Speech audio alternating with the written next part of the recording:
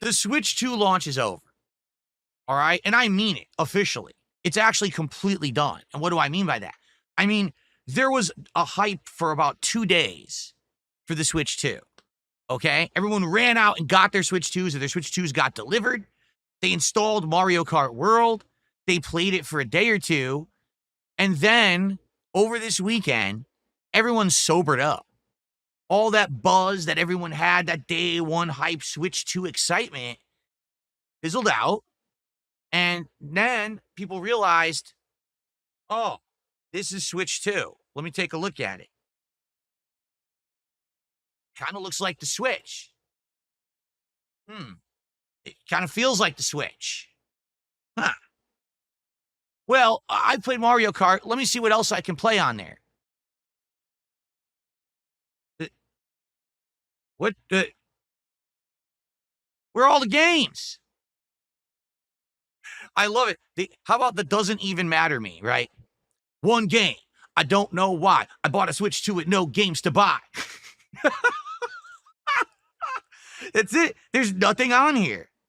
There's literally nothing to do with your Switch 2. Once you've bought it and you've played Mario Kart, you're done. There's nothing else. It's a paperweight. Switch 2 is literally a $450 paperweight. There's nothing to do with this console at all right now. Now, give it a few months, you'll have some more exclusive games that will come out for it. But right now, you have two options. Play Mario Kart World or play games you already played on other platforms for an exorbitant amount of money because they're all charging top dollar on Switch 2. Play Cyberpunk again. Play Bravely Default again. Play Street Fighter 6 again. But I already have those games on superior platforms as well where they run better. So why would I want to rebuy them on Switch 2 for $70 a pop? And the answer is, you don't. So the Switch 2, after that 2 days of euphoria where everyone was celebrating Mario Kart, has lost completely its momentum.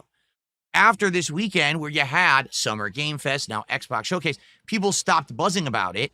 And in fact, it's hilarious that the whole attitudes on the internet have shifted from, wow, this is exciting, to, wow, this is boring. What am I doing? But though, here's the major problem. Mario Kart World, all right? To be transparent with all of you now, I've now played Mario Kart World for about 9 to 10 hours. I made about 8 videos of it, okay? Each video about an hour long, some a little bit longer than that. So what's the deal with Mario Kart World, okay? In a nutshell, better graphics, okay? Nostalgia bait. Yeah, for sure. Absolute nostalgia bait. If you're a fan of previous Mario Kart games or just Nintendo as a creative company and all their IPs and everything. But outside of the graphics and the nostalgia bait, Mario Kart World literally has absolutely nothing of substance. And you might say, I don't get it, but it's a new Mario Kart and we haven't had a new Mario Kart in over a decade. You're right.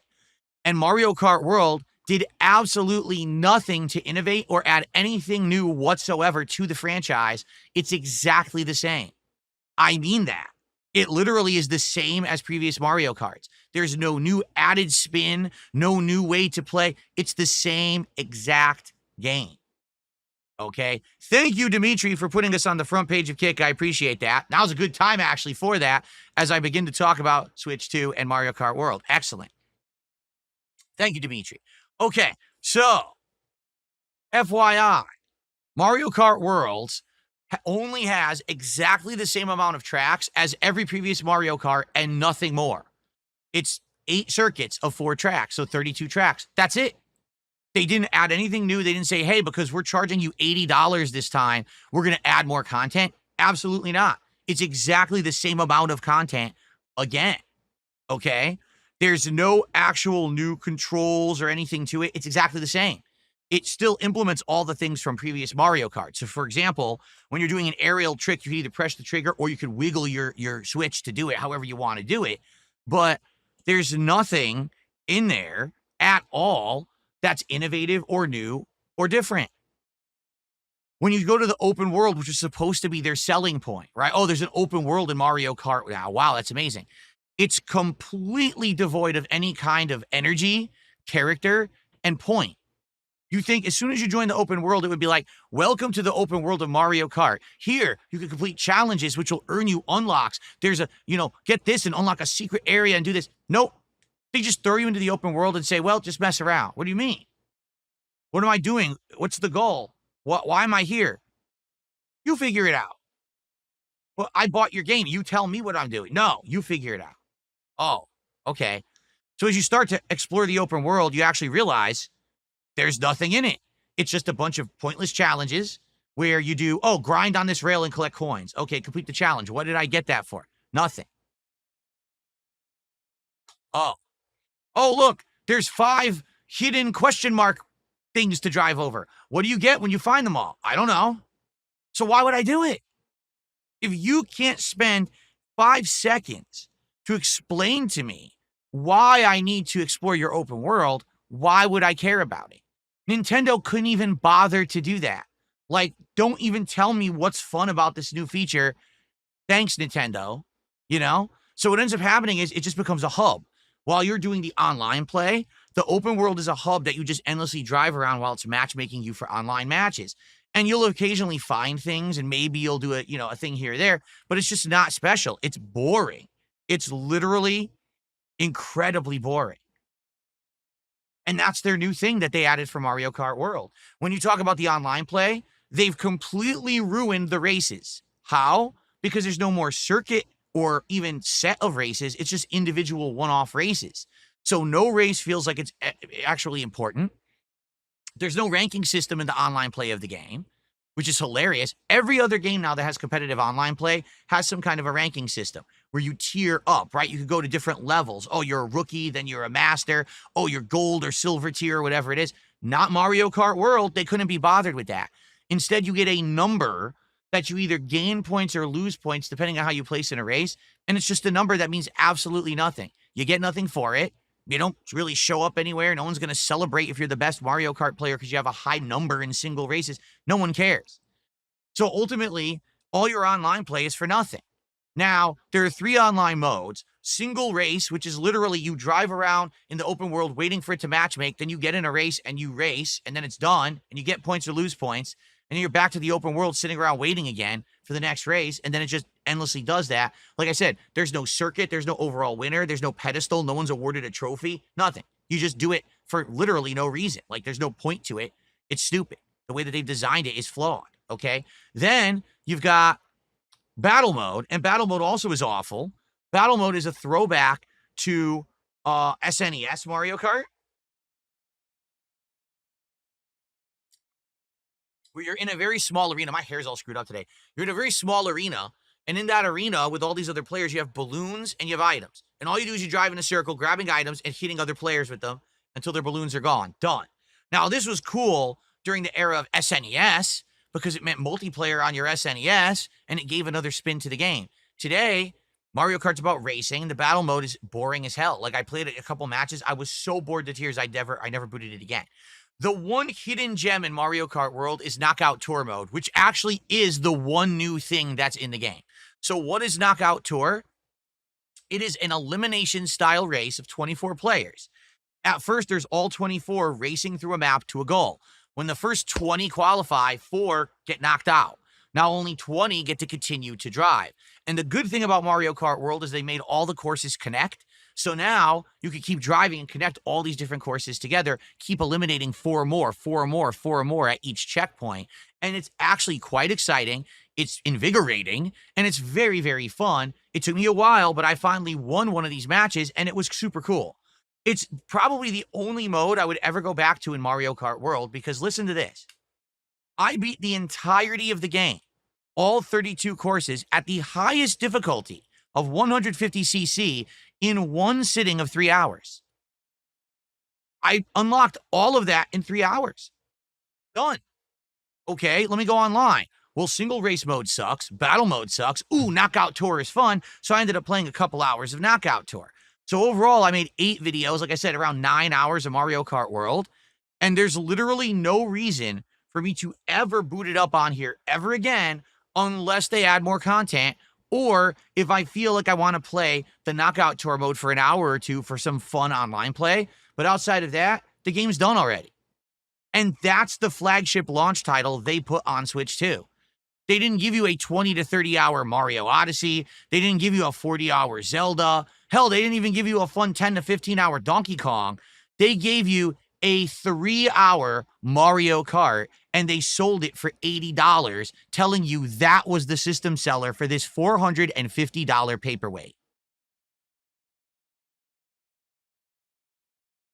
This console is a joke.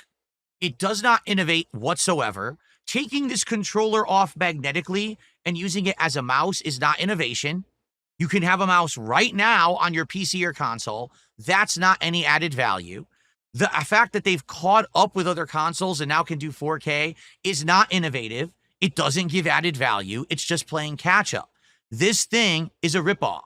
There is no reason to own it unless you absolutely need to play Mario Kart right now, and you will be done with it within a day like everyone else is. People are literally saying, what do I do with this now? What was the hype about? You have to understand something about Nintendo, because I've said this before, and I'll say it again. Nintendo doesn't improve because there is a fan base that buy Nintendo no matter what mistakes they make, no matter how underwhelming their stuff is, the fan base still buys Nintendo. So Nintendo has absolutely no reason to ever improve. Why would you put something new, special, or innovative on the Switch 2 when people are going to buy it anyway? You know how hard it was to get this thing? It was hard as shit to buy this thing. Ridiculous. Waiting in queues, clicking, have to be there at a super special time when it drops to get it. And you get it. What do I have this for? What am I doing? Why, it's buyer's remorse. What the hell did I waste all my time on to get this thing when there's nothing to do on it? It's a joke. And it's the same thing when people keep rewarding mediocrity, mediocrity will never improve. Nintendo will never put the extra effort in to make something special if you keep rewarding them with your money. Do you get it? I am a content creator. It was my job and responsibility to get this thing and to tell you the truth about it.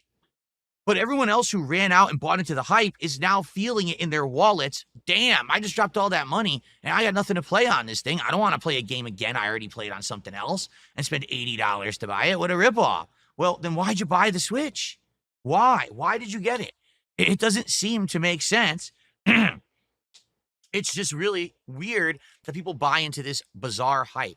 And again, to reiterate my point, when you reward bad behavior, it never improves. So take a look at Nintendo's history. Every time that they actually do something wrong, they get bailed out anyway. No one liked the Wii U, so what did people do? They ran out and they bought 1 million amiibos. So Nintendo made an insane amount of money anyway, even though their console and games weren't selling. So why should we change? I just don't get it. It's very bizarre. All right. So, ladies and gentlemen, the Switch 2 is a huge disappointment. And now, much like every other Nintendo console up to this point, besides maybe the SNES, I have absolutely nothing to do with my Switch 2, besides maybe every once in a while, say, hey, let's do a night where we just do some Mario Kart Knockout Tour and just have some fun, see if I can win a match or two. That's it. There's nothing else to do with this thing. Now, in a month, there's the new Donkey Kong, Bonanza. I am excited for that. That looks good. But this will now collect dust for a month.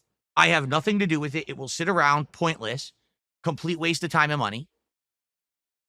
What's hilarious is everyone who ran out and bought carrying cases like me, okay, I'm guilty of this, and all these accessories, what do you need it for? There's one game. Oh, yeah. Anyway, so Switch 2 is already dead. It really is, like, legit, no lie. Everyone over the weekend was like, wow, that's really it? And then started talking about another game that they saw at State of Play or Summer Game Fest. And now this morning, Xbox Showcase. This is completely already done. So